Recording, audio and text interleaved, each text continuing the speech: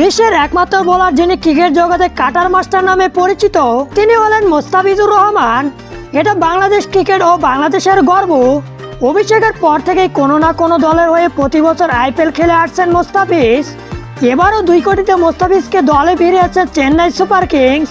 প্রথম দিকে 4 ম্যাচ খেলে 9 উইকেট নিয়ে উইকেট শিকারের শীর্ষে ছিলেন মোস্তাফিজ এবং দলকে জেতানোর পিছনে ছিল তার বড় ভূমিকা।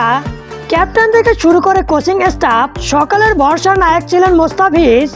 তবে এক ম্যাচে নায়ক থেকে হয়ে গেলেন খলনায়ক। চেন্নাইয়ের সাথে লখনৌর ম্যাচের শেষ ওভারে প্রয়োজন ছিল লখনৌর 17 রান, কিন্তু মোস্তাফিজ 4 বলে 19 রান দিয়ে নায়ক থেকে হয়ে গেলেন খলনায়ক। এতে যারা মোস্তাফিজকে দোষারোপ করছেন তাদেরকে ধুইয়ে দিচ্ছেন ভারতীয় ক্রিকেট বিশ্লেষকেরা।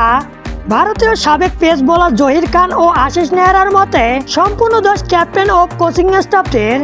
মুস্তাফিজকে তার সোলার কাটার বোলিং ও তার মতো ফিল্ডিং সাজাতে দিলে এমন হতো না। তারা আরো বলেন ওই সময় যে কোনো বোলার ওই রান দিয়ে দিত, কারণ তখন মাঠে প্রচুর ডিপ ছিল যাতে বল সুইং হয়নি। কুয়াশার কারণে মোস্তাফিজুর ইয়র্কার করতে পারেনি, যার কারণে বল সোজা ব্যাটে দিয়ে ফেলেছিলেন।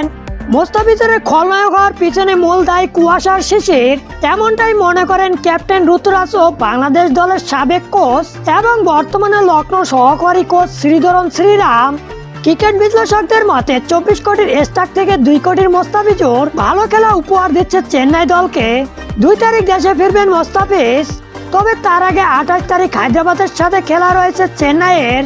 সেখানে একাদশে জায়গা হবে কিনা তা নিয়ে রয়েছে সংশয়। মোস্তাফিজুর নায়ক থেকে খলনায়ক হওয়ার পিছনে কে দায়ী আপনার মনে হয় তা কমেন্ট বক্সে জানিয়ে দিন।